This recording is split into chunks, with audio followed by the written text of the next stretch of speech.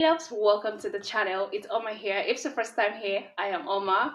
So guys, on today's video, I'm going to be reacting to a quick super history of Norway. I reacted to the King's speech and I was wow. I reacted to Norway police. I was like, what? So guys, on today's video, like I said, quick super quick history of Norway, right? Let's dive right into the video of today. Let's watch. Hello everyone and welcome to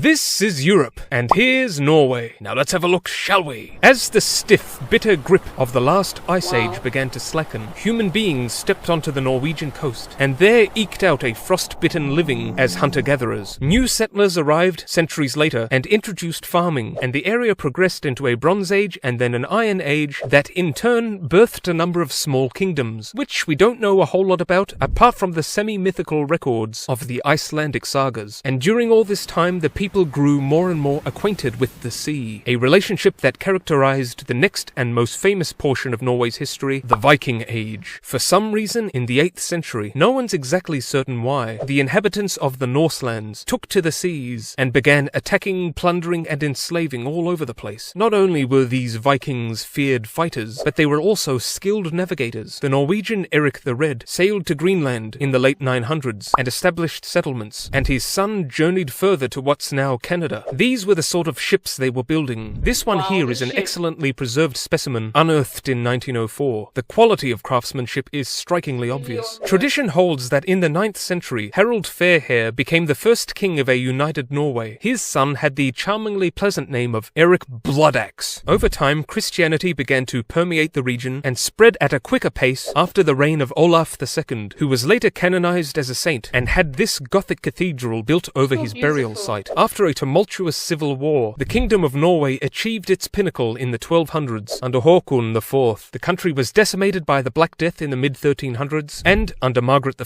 in 1397, Denmark, Norway, and Sweden joined together as the Kalmar Union, in response to the German economic powerhouse known as the Hanseatic League of Merchants, who already had a firm footing in Norway, dominating trade in the city of Bergen. The union lasted till 1523, when Sweden broke away, and thus it became known as Denmark-Norway. Not a very imaginative name, but whatever. Meanwhile, amidst the Reformation, Protestant Christianity succeeded in replacing the Catholic Church in the territory, after being championed by Christian III. Under Christian IV, Denmark-Norway warred with Sweden over geo-economics, and then entered the 30 Years' War over geopolitics. But Christian IV was unsuccessful in his ambitions after losing this battle against the Holy Roman Empire, and so he went back to bickering with Sweden, concerned at that country's increasing power. And what do you think happened next? I'll give you a clue. It starts with W. That's right. Water skiing! Fun for everyone! No, of course not. Fun for no one, except maybe Sweden, who won the war and gained more land. So horrible was this loss for Denmark, yes, Norway was pretty much just a colony of Denmark at this point, that more non-water skiing attempts at getting the ground back were made, but none of them succeeded. Anyway, in the 19th century, no sooner was Norway freed from Danish rule than it was taken over by Sweden.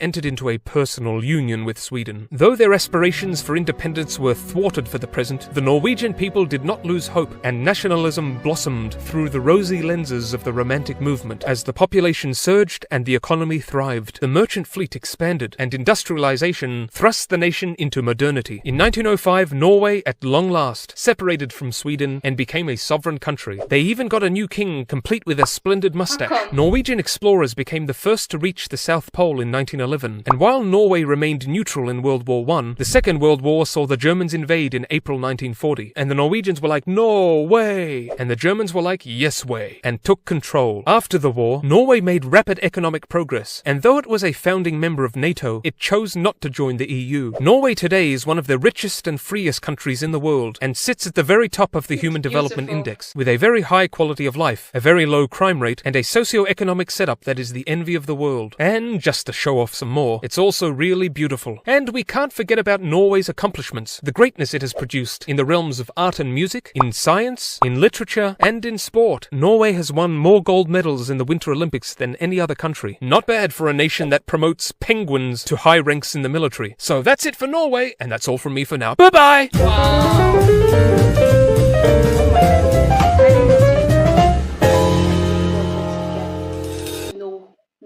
better. Okay, and this actually is super quick, and it opened my eyes to some things about Norway.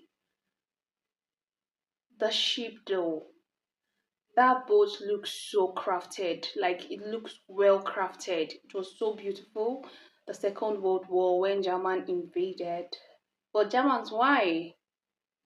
Okay, we'll get to know later. Anyways, guys, I really enjoyed knowing a deep history of Norway, and I'm going to react to the history of Norway. Okay, really enjoy reacting to this. If it's your first time here, please click the subscribe button, like, comment, share. If you have recommendations, recommend. And yes, my darlings, I'll be seeing you guys in my next video. Bye.